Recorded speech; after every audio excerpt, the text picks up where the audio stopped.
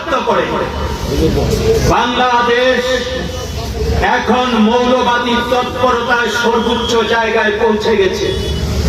শেখ হাসিনার সরকার স্বৈরাচারী পদক্ষেপ ছিল, এটা অস্বীকার করবার সুযোগ নেই। শেখ হাসিনা সরকার পতন ঘটার পর এখন মৌলবাদী শক্তি, স্বৈরাচারী শক্তি অত্যন্ত সক্রিয় হয়ে উঠেছে। প্রকাশ্যে তারা যেমন খুশি অগণতান্ত্রিক, সাম্প্রদায়িক, সংবিধান বিরোধী, ধর্মনিরপেক্ষতার বিরোধী কার্যকলাপ চালিয়ে যাচ্ছেন। আজকে এখানে মাজার ভাঙা হচ্ছে, মন্দির ভাঙা হচ্ছে, কিন্তু সিন্ডিকেট ভাঙা হচ্ছে না। আর এমন অনাহত বিতর্ক এখানে তৈরি করা হয়েছে যেটা এই সরকারের কাজ ছিল না, এই অন্তর্বর্তীকালীন সরকারের কাজ নয়, যেটা সেই অন্তর্বর্তীকালীন সরকারের সমস্ত উপদেষ্টা সমন্বয়হীনতা আজকে জনগণের মধ্যে এই অভ্যুত্থান নিয়ে একটা সংশয়, একটা হতাশা তৈরি করেছে।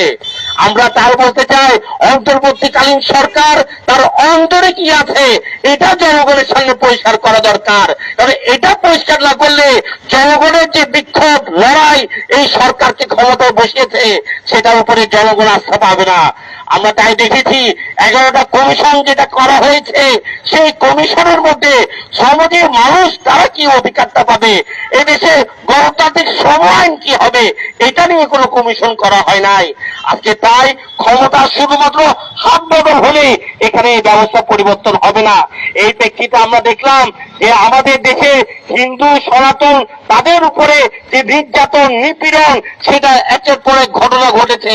আমরা বামপন্থীরা এদেশের সংখ্যার গুরু বা সংখ্যা লঘু এই বিভেদ নয়, এদেশের জনগণের উপরে শাসক এবং শোষিত এই বিভেদটা যে প্রধান, এটাই আমরা আপনাদের কাছে নিয়ে আসতে চাই।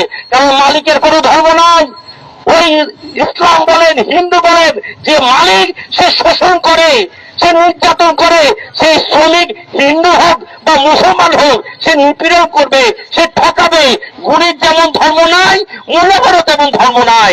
আজকে তাই আমরা দেখি যে হিন্দু সম্প্রদায় তাদের উপরে যে আক্রমণ, তার বিরুদ্ধে যখন আমরা গণতান্ত্রিক মানুষ, সোচ্চার বিবেকবান মানুষ তারা যখন লড়াই করছে, তখন আমরা দেখেছি এখানে আরেক ধরনের সাম্প্রদায়িক উস্কানি, আরেক ধরনের উগ্রবাদী প্রচার সেটাও আছে। আমরা তাই দেখলাম যে এখানে একজন হিন্দু নেতাকে তাকে গ্রেফতার করা, তাকে জামিন না দেওয়া, সেটাকে কেন্দ্র করে এখানে যখন একদিকে মানুষের সামনে কি হচ্ছে এটা পরিষ্কার না, তখনই একজন আইনজীবীকে এখানে হত্যা করা হলো এবং এত নৃশংসভাবে হত্যা করা হলো যে এটা কোনো বর্ণনা দেওয়া যায় না। আমরা বাম গণতান্ত্রিক জোটের পক্ষ থেকে যারা এই ঘটনা ঘটিয়েছে, যেভাবে ঘটিয়েছে, সে যেই হোক, যে দলের হোক, তাকে অবিলম্বে গ্রেফতার করে বিচার করতে হবে, এই দাবি আমরা করি। এবং সাথে সাথে আমরা সরকারের কাছে এটা বলি, যদি এটা আপনি করতে ব্যর্থ হন, যদি এই বিচারের নামে আপনি আবার জল ঘোলা করেন, আবার আপনি এখানে স্বার্থ সিদ্ধির কথা ভাবেন, তাহলে জনগণ ওই শেখ হাসিনা সরকারের মতো আপনাকে একটা মতলবদার সরকার হিসেবে মনে করবে। আর এই ধরনের পরিস্থিতিতে আমরা দেখলাম যে আমাদের দেশের সনাতন ধর্মাবলম্বী তাদের উপরে একটা আতঙ্ক, একটা আশঙ্কা, সম্প্রীতি নষ্ট করার মতো করে একটা সাম্প্রদায়িক বিভেদের জায়গা আজকে এখানে করা হচ্ছে।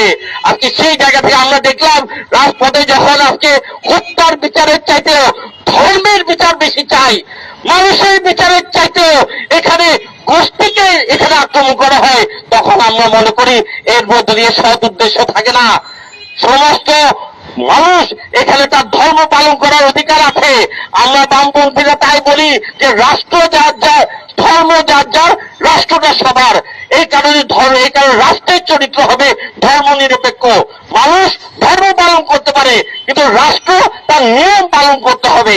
এই কারণে আমরা আমাদের দল বাসদ এবং বাম গণতান্ত্রিক জোটের পক্ষ থেকে আজকে সারা দেশে যে ধর্মকে কেন্দ্র করে সম্প্রীতিকে ধ্বংস করার, সাম্প্রদায়িকতা উন্মাদনা তৈরি করার যে জমি তৈরি হচ্ছে, সেখানে আমরা জনগণের সামনে দাঁড়িয়েছি যে 71 সালে মুক্তিযুদ্ধের সময় যখন পাকিস্তানের বিরুদ্ধে আমরা লড়াই করেছিলাম, সেদিন আমাদের পরিচয় ছিল আমরা বাঙালি, সেদিন আমাদের পরিচয় হিন্দু ছিল না, মুসলিমও ছিল না।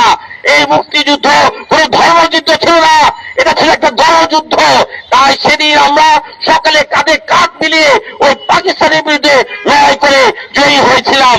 এখানেও আমাদের পরিচয় ছিল আমরা এদেশের গণতান্ত্রিক আমি নাগরিক, আমরা গণতন্ত্র চাই, সুশাসন চাই, আমরা আমাদের অধিকার চাই। ফলে এখানেও আমাদের কোনো ধর্ম পরিচয় ছিল না। আজকে তাই আগামী দিনে জনগণের যে আকাঙ্ক্ষা, বৈষম্যের বিরুদ্ধে যে লড়াইয়ের আকাঙ্ক্ষা, সেটা পূরণ করতে হলে কোন ধর্ম নিয়ে ভেদাভেদ, কোন সম্প্রদায় নিয়ে হানাহানি এবং কোন সাম্প্রদায়িক উস্কানির জায়গা এই দেশের মাটিতে হতে দেবে না।